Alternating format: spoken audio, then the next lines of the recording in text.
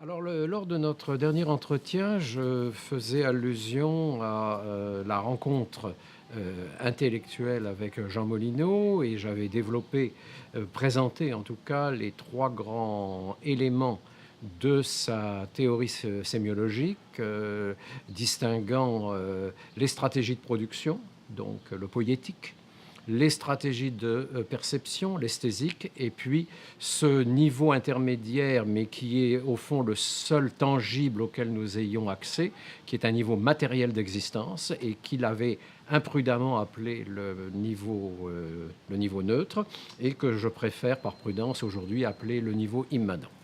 Alors, bien entendu, c'est sûr qu'à travers bien des choses dans la littérature, on va trouver des chercheurs qui vont parler de certains éléments de cette tripartition, etc. Mais ce qui est tout à fait fondamental dans la pensée de Molineau, c'est de considérer qu'on ne peut pas rendre compte d'un phénomène si, quel qu'il soit, qu'il s'agisse d'œuvre ou qu'il s'agisse de pratique ou d'action, on ne peut pas l'avoir abordé dans toute sa complexité si on ne se donne pas comme objectif d'entreprendre les trois, de mettre le doigt sur les trois.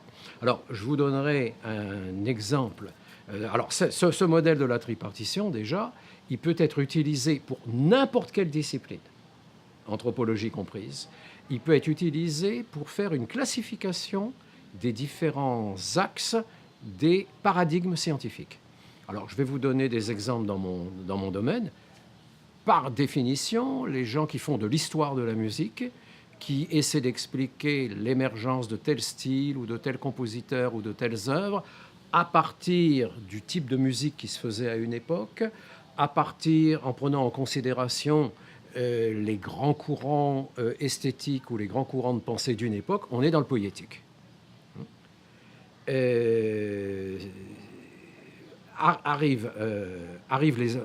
On considère les œuvres. Bon, les œuvres, alors c'est encore plus facile à dire à propos de la musique. Les œuvres, c'est une organisation de structures qui sont le résultat de cheminements poïétiques particuliers.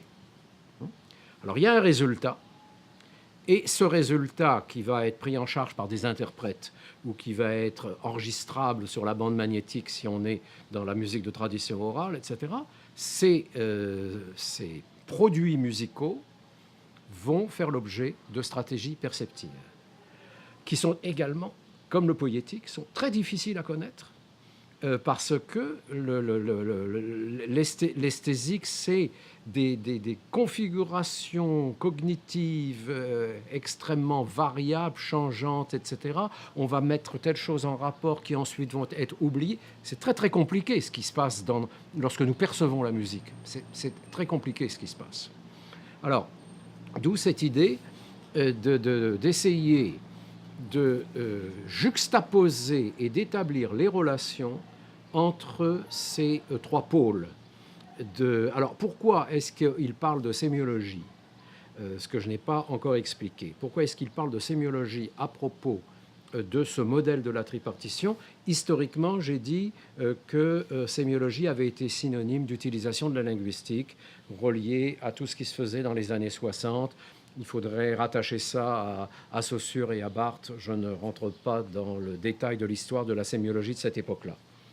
Mais l'idée centrale de Molineau, c'est qu'il faut que nous soyons capables de rendre compte des phénomènes qui nous intéressent, de les considérant comme des formes symboliques spécifiques. Et attention, le mot symbolique ici, ça n'est pas le mot symbole synonyme de la balance qui est le symbole de la justice ou de choses comme ça. C'est symbolique au sens de Piaget, c'est symbolique au sens de Cassirer, c'est-à-dire des configurations qui ont énormément de ramifications et du côté poétique et du côté esthésique. Alors, il y a, et ça je dois dire, moi ça m'a pris plus de 10 ans pour véritablement comprendre ce que Molineau entendait par construction symbolique. Et je fais exprès d'utiliser maintenant le mot de construction, parce que c'est ça un de ses grands apports, je crois, c'est d'insister sur le fait qu'à cause de l'objet immanent, résultat du poétique, et l'objet immanent, point de départ de l'esthésique, il y a à chaque fois des processus complexes de construction. Et c'est ça qu'il faut essayer de rendre compte. La construction d'une symphonie, le travail de construction au niveau de la composition, par exemple, ou de l'écriture d'un roman, ou de l'écriture, nous le savons en tant que chercheurs scientifiques, la construction de nos articles et nos livres. Hein. Combien d'allers-retours est-ce qu'on fait pour finalement arriver à ce qu'on se décide de peine et de misère à publier? Le travail de la perception, c'est aussi, étendons le problème, de la compréhension ou de l'interprétation qu'on se donne des niveaux de signification d'une œuvre. Hein. Ça aussi, ce sont des réseaux de construction. Et c'est ça dont il faut essayer de rendre compte. Alors, comme je vous le disais, on peut regarder l'ensemble des disciplines musicologiques, dans mon cas, du point de vue de cette tripartition, et de questionner les modes de construction qui sont à l'œuvre. Le mode de construction de l'historien, le mode de construction des gens qui prétendent ou qui pensent rendre compte de la façon dont une œuvre est perçue, ce qui ne va absolument pas coïncider nécessairement avec ce qui s'est passé du côté du créateur. Et puis, cet ensemble d'éléments qui nous est donné et qu'on peut faire apparaître au niveau immanent.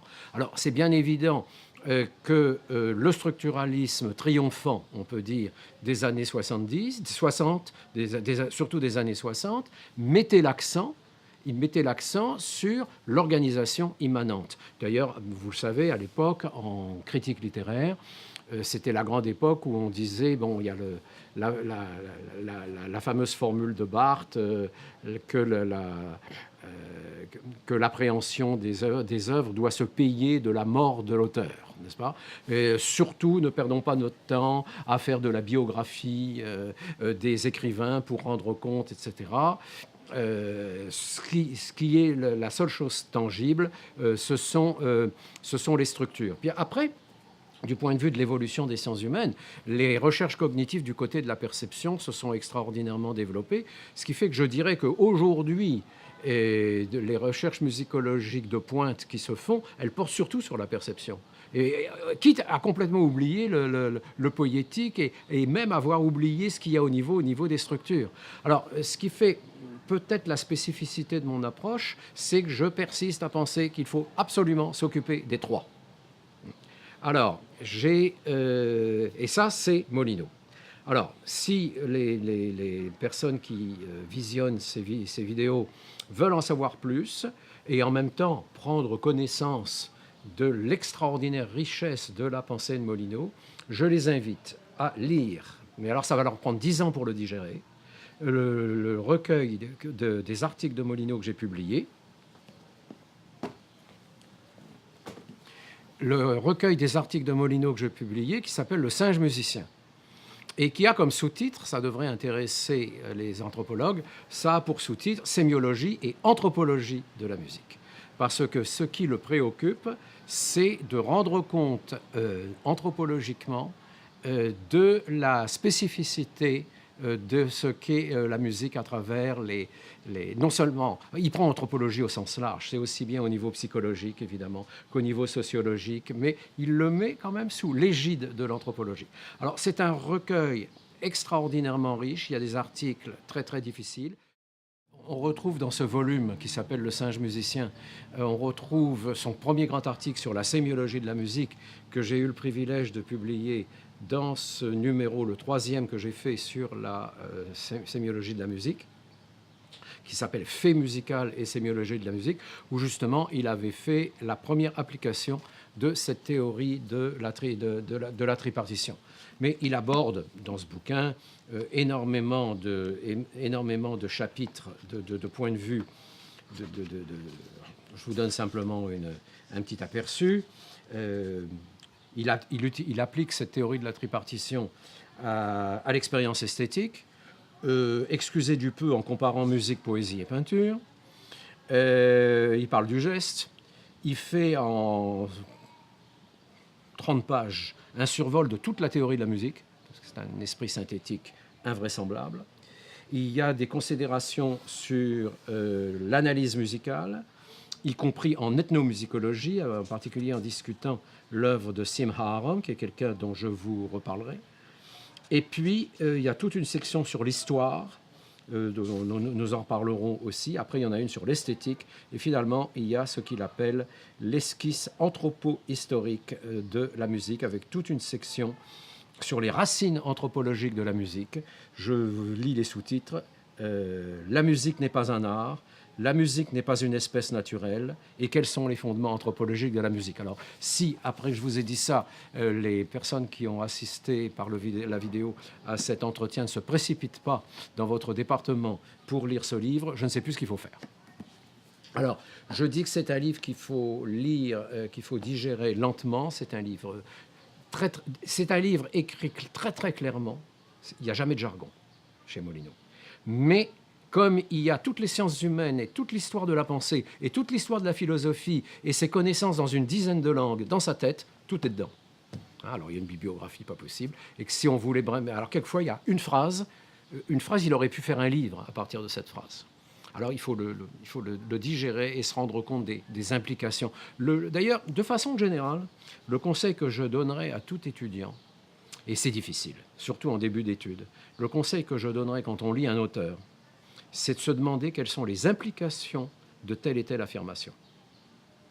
Et de creuser ces implications. Et d'ailleurs, ça ouvre la perspective sur des recherches et des réflexions nouvelles. Hein. Mais alors ça... succès garanti pour quelqu'un, et j'ai quelques étudiants qui ont pris Molinos au sérieux. Ils disent, mais tu sais, j'ai découvert qu'à tel endroit il dit telle chose, mais c'est extraordinaire. Et j'ai dit oui, je te l'avais promis. Voilà. Donc, me voilà donc fin des années 60 et début des années 70.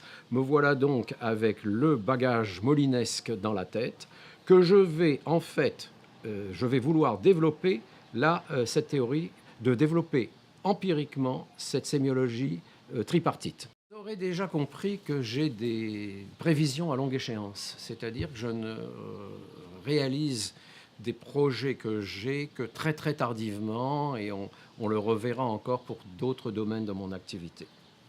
J'ai le modèle dans la tête, je vais proposer une application de ce modèle tripartite à la cathédrale, que dis-je, à 15 mesures de la cathédrale engloutie, n'est-ce pas? Au point, comme je crois je le disais dans un de nos entretiens précédents, que j'envisage d'en faire une monographie où je vais développer ce travail sur 200 pages, sur une seule pièce. Alors, il y a différents domaines pour lesquels j'ai appliqué la théorie de la tripartition. Je vais revenir après. Ce sont ceux que j'avais énumérés à la fin de notre entretien précédent. Mais je voudrais tout de suite sauter à 2013, si ma mémoire est bonne. Oui. Comme de 2013, c'était le bicentenaire de la naissance de Wagner, et que j'avais travaillé sur une tête d'épingle. Ça a été un sujet de conférence que j'ai fait souvent à droite et à gauche. J'avais travaillé sur 42 mesures du Tristan et Isolde de Wagner, c'est-à-dire à peu près 3 minutes de musique, et c'est quelque chose de très très connu des gens, enfin des wagnériens bien sûr, ou des musiciens en général qui ont une certaine culture. C'est le solo de cor anglais que l'on entend au début du 3e acte de Tristan. Tristan a été blessé dans le 2e acte par le défenseur du roi. Il a été blessé, il est monté sur un bateau et il retourne sur ses terres, et il est mourant. Mais il va attendre, et il espère que Isolde le rejoigne, n'est-ce pas? Et là, il y a cette page absolument extraordinaire du solo de cor anglais. Ce solo de cor anglais qui est une œuvre d'une simplicité complexe. C'est une œuvre simple, c'est une monodie comme ça. Et alors, j'ai décidé, dans la perspective du bicentenaire de Wagner, de pousser ce travail sur le solo de corps anglais. Alors, je vous le dis, il faut que vous preniez le livre des records Guinness, n'est-ce pas? Vous y verrez que, je plaisante bien sûr, que j'ai écrit dans la musicologie, j'ai écrit le livre le plus long sur la musique la plus courte. C'est-à-dire que mon livre fait 400 pages, exactement, et porte uniquement sur le solo, sur ces 42 mesures. Alors pourquoi?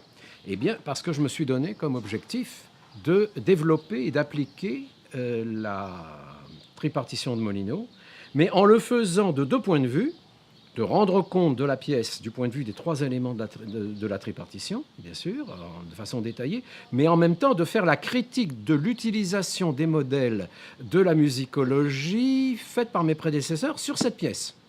Alors, il y a à peu près déjà 150 pages, 130 pages, qui sont l'application de la méthode paradigmatique de Nicolas Ruvé, dont je vous parlais l'autre fois.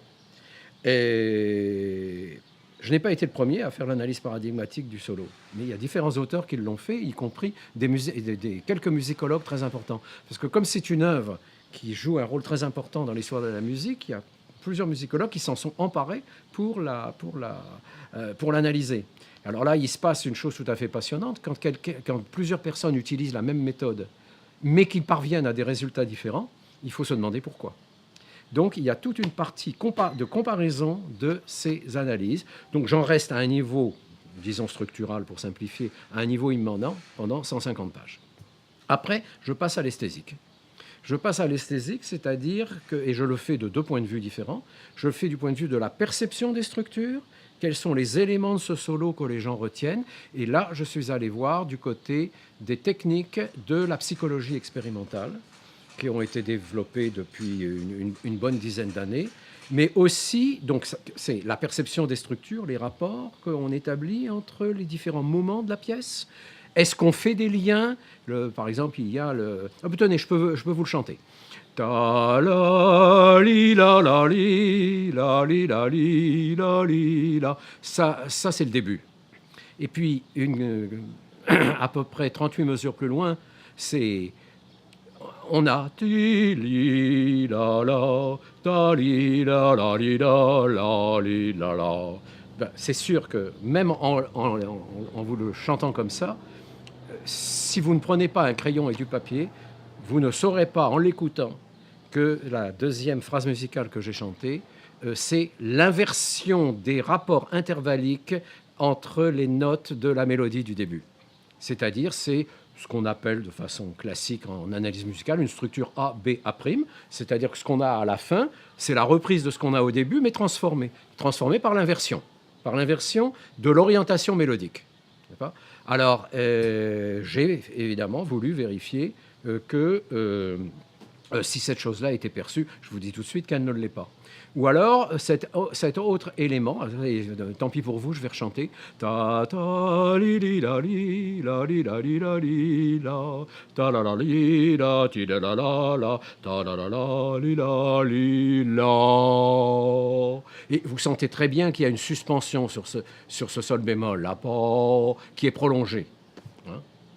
Eh bien, normalement, on attend que ce sol bémol descende sur le fa et reste sur le fa. Te la, la. Eh bien, ça n'arrive qu'à la 42e et dernière mesure. Donc, j'analyse à travers cette pièce tous les moments où l'aboutissement de cette suspension sur le sol bémol nous conduit finalement à la note finale de ce passage. Et de savoir si les gens l'ont perçu, l'ont senti, etc. Donc, c'est ça que j'appelle, au fond, l'esthésique, l'étude de la perception des structures. Maintenant, il y a le domaine sémantique. Vous l'entendez bien, ta la li la la la, c'est quelque chose de très nostalgique. Hein, il y a quelque chose qui est là. Et puis, après, ça change un peu de caractère. Pa, pa, pa, pi, pam, pi, pa, pa, pa, pa. Bon. Il y a un contraste, c'est quelque chose de, disons, d'un petit peu plus gai, toute proportion gardée. Bon, j'ai fait des analyses sémantiques, c'est-à-dire on fait entendre la pièce par différentes techniques pour demander aux gens qu'est-ce qu'ils ressentent au point de vue affectif à ces différents moments à ces différents moments de la pièce. Bon, ça, c'est la partie esthésique qui porte sur la pièce. Et puis, j'ai inclus là-dedans les différences d'interprétation du solo. Parce que, au fond, l'interprète d'une pièce musicale, il est la première personne à percevoir ce texte immanent à partir de la partition. Alors, j'ai pris une dizaine d'enregistrements de Tristan et je les ai comparés. Alors, il y a des différences dans le phrasé, les gens ne respirent pas au même endroit, etc. Et on peut expliquer les différences selon les différents interprètes, les différents cornistes. On peut les expliquer en les rattachant à l'analyse immanente de la première partie du livre. Mais ça ne s'arrête pas là, parce que après, je passe au poétique. Alors, il se fait que on a beaucoup d'informations. Vous savez, Wagner est un des compositeurs qui a le plus écrit et sur lequel on a le plus de documents écrits. Alors, il y a d'ailleurs, on les voit derrière moi, là, je ne sais pas si on la voit à l'écran, mais il y a les 10 volumes, de ses écrits, de ses œuvres complètes. Et puis, il y a, à la planche du dessous, là-haut, il y a sa correspondance. Et à mon avis, ils n'auront pas fini de la publier avant 20 ans, parce qu'il y a à peu près 10 000 lettres. Et on a quasiment un document par jour. Bon. Alors, c'est hallucinant. Heureusement qu'il y a des bons index. Hein. Et alors, il se fait que, aussi bien dans ses écrits théoriques que dans sa correspondance, il parle du solo de cor anglais. Il en parle. Une des choses, par exemple, qu'il dit, c'est que ça lui a été inspiré par le chant des gondoliers de Venise, où il était, quand il a fait un séjour à Venise, après sa rupture avec sa femme, il s'est installé à Venise, et il raconte, il y a une très très très belle page sur Venise la nuit, enfin, c'est absolument magnifique. Et il raconte, il dit, il est prudent, il dit peut-être que le début du troisième acte de Tristan m'a été inspiré par ces chants nostalgiques des gondoliers, etc. Bon, qu'est-ce que vous imaginez que j'ai fait? J'ai fait des recherches pour trouver les chants de gondoliers en question. Donc il y a toute une section qui consiste à voir quels aspects des chants de gondoliers traditionnels ont été utilisés par Wagner pour fabriquer son solo. Et soit dit au passage, là je plaide, vous voyez que je plaide pour à la fois l'absence de compartimentation dans les différentes branches de la musicologie et du savoir. C'est bien la preuve que même quand on fait de la musicologie, de la musique occidentale, on ferait peut-être bien aussi d'utiliser des connaissances et des compétences en ethnomusicologie. Et là, s'il n'y avait pas eu des gens pour faire des recherches sur les chants des gondoliers de Venise, j'aurais pas pu arriver à ces résultats. Maintenant, c'est pas tout. C'est pas tout, c'est que Wagner est aussi inspiré, il est inspiré par Liszt. Il veut prendre le contre-pied. Il veut prendre le contre-pied de ce qu'a fait Meyerbeer. Enfin bon, là, on rentre dans toutes les arcanes de son époque. Ben, tout ça aussi, ça fait partie du poétique. Et puis alors, on a la chance, c'est une des raisons pour lesquelles j'avais choisi ce corpus, il y a tout un secteur qui est même un secteur en soi de la musicologie, ce que l'on appelle en anglais les sketch studies, les études d'esquisse. Alors, ça a son correspondant par exemple en littérature, les gens qui vont étudier les brouillons de la recherche du temps perdu de Proust, etc., qui permettent de rentrer dans le processus poétique. Pourquoi est-ce que dans le Pléiade de Lévi-Strauss, on a publié la pièce de théâtre ce qui nous reste de la pièce de théâtre qu'il avait écrite quand il était dans le Mato Grosso? Bon, ça nous donne des informations, et très très riches d'ailleurs, sur les préoccupations intellectuelles et de Lévi-Strauss. Donc les esquisses sont quelque chose de fondamental. Et on a une chance absolument extraordinaire avec ce solo, c'est qu'on en a 3 des esquisses. Et là encore, parce qu'il faut faire des liens entre toutes les choses, qu'est-ce que j'ai fait? J'ai fait le paradigme, un mot qu'on a beaucoup utilisé depuis le début, j'ai fait le paradigme des 3 esquisses. Pour montrer, c'est comme si on avait des photographies instantanées de la façon que Wagner a eu de penser la gestation de ce solo à 3 moments différents. Alors, il nous manque les intermédiaires, mais il y a des changements extraordinaires d'une esquisse à l'autre. Et par exemple, on s'aperçoit que le fameux sol bémol que je vous ai chanté tout à l'heure pour faire attendre la fin de la pièce, eh bien, il a déjà un statut particulier dans une de ses esquisses, et que sa grande préoccupation, ça a été de développer, sa grande préoccupation, ça a été de faire attendre la résolution, la fin de la pièce au-delà, après ce sol bémol. Mais là, on le voit. Comment il a injecté des passages musicaux pour retarder le moment de parvenir à la note finale de cette pièce. Alors bon, qu'est-ce qu'on peut faire avec ça? Il se fait que, à partir des années 50, Wagner a développé un concept alors qui est très très connu, c'est le concept de mélodie infinie. C'est-à-dire que Wagner, dans l'histoire de la musique, c'est quelqu'un qui, au lieu de faire des pièces qui vont se terminer au bout de 5 minutes ou au bout de 10 minutes, n'est-ce pas? Par exemple, si vous prenez Tristan, vous prenez le deuxième acte de Tristan, il n'y a aucun repos sur ce que l'on appelle la tonique, c'est-à-dire la note finale, avant la fin de l'acte, c'est-à-dire quand même presque 1 heure de musique. Donc, de ce fait, j'ai, par le biais des esquisses, la démonstration que ce solo de corps anglais est une sorte de métaphore de son processus compositionnel. Et là, je suis en train de glisser vers autre chose. Je suis en train de glisser vers l'herméneutique de la pièce. Donc, je suis en train de quitter le poétique dans son aspect historique, dans l'aspect des esquisses elles-mêmes, pour arriver à une perspective philosophique plus profonde et qui va me faire mettre en relation ce solo, grâce à un autre texte de Wagner que je n'ai pas le temps de vous lire, avec la philosophie de Schopenhauer. Alors, c'est pour ça que ce livre fait 400 pages.